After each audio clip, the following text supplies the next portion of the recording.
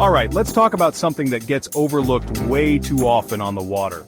It's a simple act, but it speaks volumes about your awareness and respect as a boater. Why you should always slow down when passing recreational fishing boats. It's not just a suggestion, it's a fundamental aspect of responsible boating.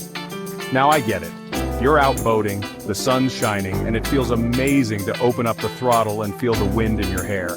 The open water is calling, and the temptation to go fast is strong. But blasting past someone who's quietly fishing, that's a recipe for disaster, and frankly, it's just plain inconsiderate. It can create hazardous conditions and ruin their fishing experience. First up, let's talk safety. This is paramount, and should always be at the forefront of your mind when operating a boat. When you zoom by at high speed, you're not just creating a little ripple. Your weight can rock smaller boats like crazy. These smaller vessels are often less stable and more susceptible to the impact of large wakes. Imagine you're focused on your line, patiently waiting for a bite, and suddenly, a big wave hits your boat broadside. People can lose their balance, especially if they're standing or moving around the boat. Gear can go flying, sending expensive rods, reels, and tackle boxes overboard. And worst case, someone might even fall overboard. This is a serious situation that can quickly turn dangerous. And trust me, nobody wants their relaxing day to turn into a rescue mission. The consequences of a fall overboard can be dire, especially in cold water or strong currents. But it's not just about safety for people. It's also about respecting the environment and the peace of those around you. When you send those waves crashing into a fishing boat, you're also disturbing the angler's activities and potentially damaging their equipment. Fish are easily spooked by boat noise and wake. They are sensitive to vibrations and changes in their environment. All that effort, finding the right spot, using their knowledge and technology to locate the fish, setting up lines, carefully baiting hooks, and positioning their boat just right, can be ruined in seconds if a speeding boat charges by, scattering the fish and undoing all their hard work. So, slowing down isn't just polite, it's about respecting everyone's right to enjoy the water and preserving the fishing environment for future generations. Now let's get into the legal side. Because ignorance of the law is no excuse, especially on the water. There are actual regulations in many places, often clearly marked with signage, that require you to reduce speed when passing anchored or fishing vessels. These regulations are in place for a reason, and they are strictly enforced in many areas.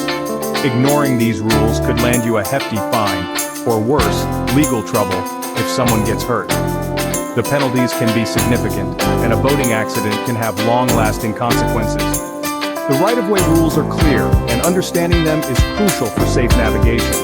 Fishing boats, especially those anchored or displaying fishing signals, usually have priority.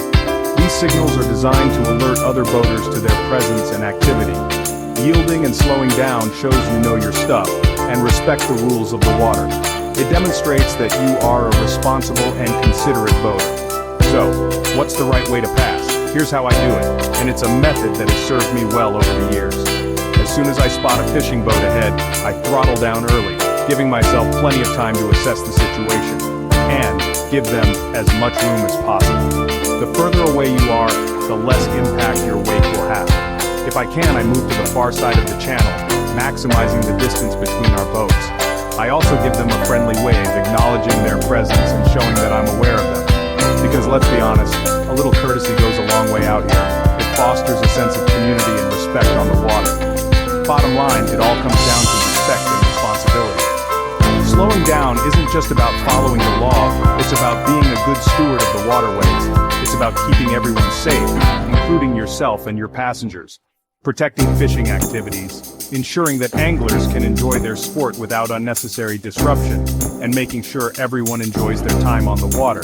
Because that's what boating is all about, isn't it? Next time you're out boating and you see an angler, take it easy, show some consideration, and remember what it's like to be in their position. You'll be a safer boater, a better neighbor, and you might even get a wave back, and who knows, you might even make a new friend. Thanks for watching, and I'll see you out on the water, at a respectful speed. Happy boating, everyone.